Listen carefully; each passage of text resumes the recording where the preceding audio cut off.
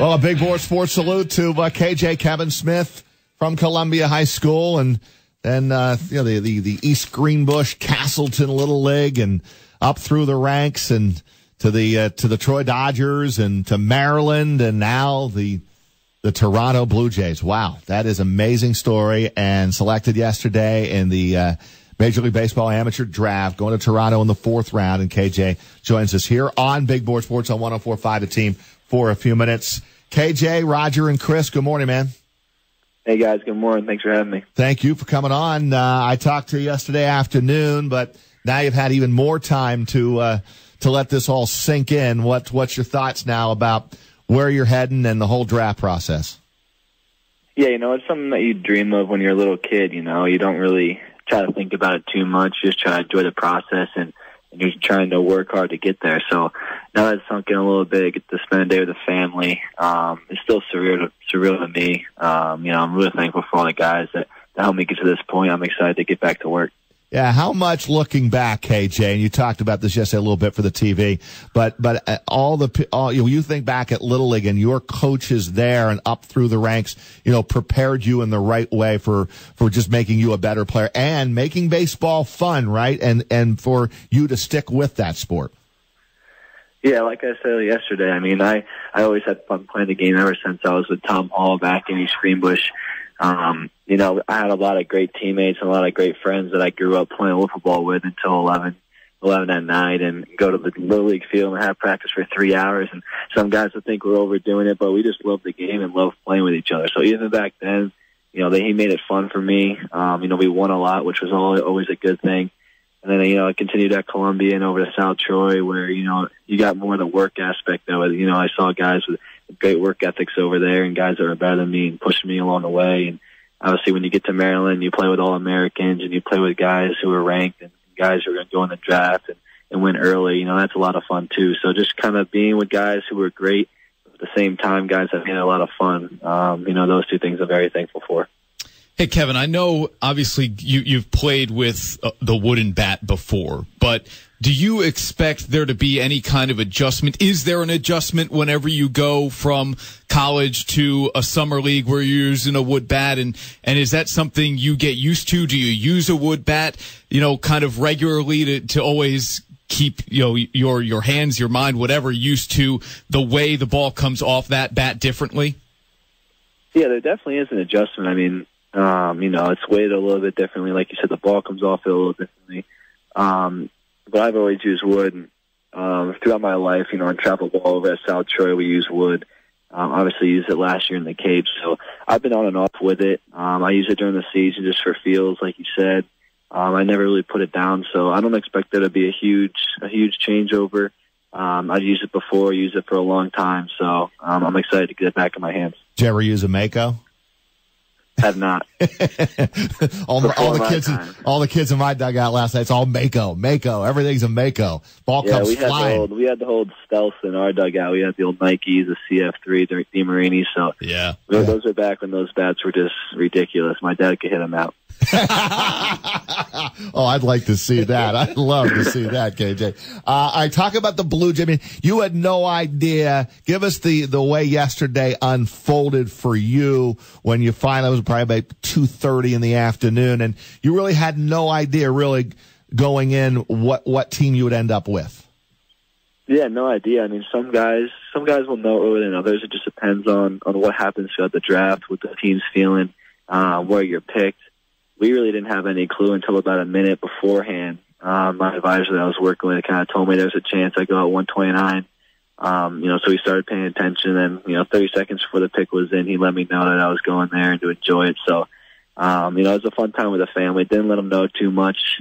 Kind of wanted to see them, play it out and get excited. So it was a fun time though. We didn't know much about it. We didn't know if it was going to happen. So it kind of added to the suspense, and it made me appreciate it a little bit more. Now, do you know, since we spoke yesterday, where you are heading to and when you leave? Do you have an itinerary at all yet? Yeah, I fly out Friday morning. I go down to the spring training facility in Florida. I'll check into a hotel down there, meet with some of their guys, and then I'll get a physical in the morning of Saturday, signed Saturday. and then work out down there until they ship me off to an affiliate. I'm not sure which one yet. Wow. And the process and the journey begins. Exactly. Right there. No waiting around here. Kev, can you compare these nerves to anything else you've been through in your life? Are they comparable to when you went to Maryland or when you first started playing with South Troy, which we know is such a high level of baseball? I don't even think I have many nerves at this point. I've done all I could do. I prepared the right way. I've had guys at Maryland that know what they were doing, and that's what these big programs now do. They prepare you for the next level. So I've been thankful that I have great coaches down there. Coach Jeff, Coach Vaughn, Coach Swope, all those guys that I've been working out with for 3 years. I mean, I've worked out with guys who went through Maryland or now in the big leagues, like WOW, and those guys who come back and talk to those guys. So, there's no nerves at this point. I mean, I've worked as hard as I could. I've been dreaming about this for 5 years, so I'm just excited to get down there and get to work. KJ, are you a next play guy? I mean, I as you well know, you came up through the ranks of Little League, and guys, man, they get so emotional at the 10, 11, 12, and they get, they strike out. It's the end of the world. And we always tell our guys next play. You seem to have a very good, calm demeanor about you. And just the way you answer the question with Chris, it's like, there's really no nerves at this point. You've done all your work. You're just going to go play. But have you always been a next play guy? I don't think so. I mean, just like any kid, when you're 9 and 10, every play feels like it's the best thing and the worst thing in the world, and that's something that you have to learn as you mature.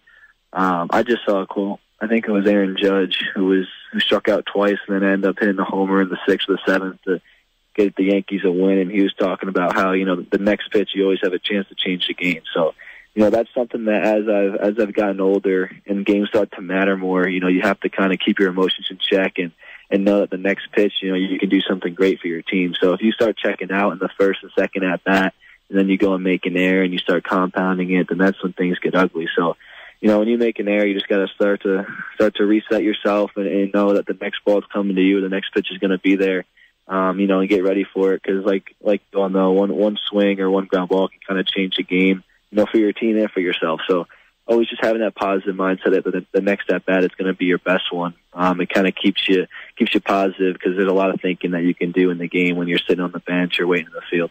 KJ, what do you think the expectations are for you from the Blue Jays organization as you come in as a rookie? I hope it's just to make an impact. I'm trying to be a shortstop at the professional level. That's been my dream. This is just another step, along the way. So, that's my expectation is that I'm going to get there and I'm going to put in the work and however long it takes to get there. But, I think that's the expectation from them too. That's what I'm assuming. That's what I'm going after. So, haven't talked to them too much, just got some travel details, but I'm sure I'll talk to them more in the next week or so when I'm down there. And that's my goal. So I hope they think similarly.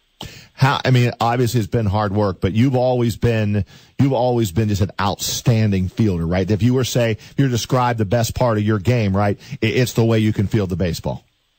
Yeah, I would say so. Certainly looks that way. It's smooth at shortstop, no doubt. Now a lot of hours up there at South Troy with Kev Rodgers and stuff like that. So it's good to, kind of see that come through. Are you happy with where you're at right now in terms of the hitting? I know you're getting a lot of reps in, even here. Yesterday, KJ comes in, does the interview, and got to get out of here. Where are you going? You're going to hit. You're going to work out. So how's that part of your game developing as well? Yeah, no, I wouldn't say I'm really happy with any part of my game right now. I want to get, everything better, fielding wise, getting stronger, getting faster, hitting. So, putting a lot of time into that. That's kind of one area that I want to focus on, going into the season here and then definitely in the off season. But just trying to get everything better, you're on that next step now, you get the next level. You got to make sure everything's cleaner. The guys are better, pitchers are better, competition's better. So it's going to be fun to kind of get out there with guys who have the same mentality. I know some guys that got drafted by them yesterday, so it's going to be fun to kind of know some guys and get to work with them down there. Kevin, we've all done this in the backyard or wherever it is at a friend's house. We try to emulate somebody else's batting stance, or we pretend we're somebody else in wiffle ball when we're a kid, and we think about hitting a home run out at ballpark X, whatever it is. When you were a kid, who did you mock the most in terms of wanting to play like them, and what ballpark have you thought about the most in terms of playing in? well, coming from New York, it had to be Derek Jeter in Yankee Stadium. We had endless hours of wiffle ball here in my neighborhood with Will Lucas and Tyler Casavan and Henshey and all those guys. So, growing up, it was always Jeter. He played short. That's what I wanted to do. I want to play for the Yankees. And he, just the way that he had respect throughout, the whole game, really, whether it was the guys from the Red Sox, guys from across the country, or guys coming in, the new guys, they always respected him. And his professionalism is probably second to none since I've been watching the game. So just the way he's handled himself, how he looks at the plate, how he fielded, everything from how he wore his clothes, how it emulates. So, Jeter was definitely a big role out on me, still is. Not only because he's probably one of the best shortstops to ever play, but just because of the way he handled himself. And like you said, he didn't let his emotions ever get to him. KJ, what was the big dinner that your mom Lisa whipped up for you last night? I know you elected not to go out anywhere for a big celebration. Yeah, I haven't been home in 6 months, so I wanted some home cooking. I can't really cook that much down in Maryland, so, they want to go out and celebrate. I said, no, let's just stay home and have some food. I think she cooked up some stir fry, some homemade chicken, some broccoli. We had some Oreo ice cream afterwards, so it was really good. Got to spend some time with the family. Definitely going to miss my mom's cooking once I head back out here again. No doubt. Well, listen, man, congrats on everything. So Friday you leave, and then Saturday. So when are you going to be on the field for the first time? I'm not sure. It depends on where they send me. I think we're looking at the end of June, early July. But like I said, I won't know much until I get down there on Saturday, and a few days in when they determine where everyone's going to head out. That's in Dunedin? Yeah, that's in that's the one place down there. There's spring training facilities near Clearwater. So we're gonna have to see. That is a beautiful spot. Some of the options are Vancouver, right? Like Lansing, Michigan. Yeah. Right. Dunedin is also a spot where they have a Class A team. So yeah, it's great territory. Gonna have nice weather. And listen, we'll be following it. KJ, thanks for a few minutes. Congrats on everything, and tell the family we said hello. No problem. Thanks, guys. Thanks, Kevin. KJ.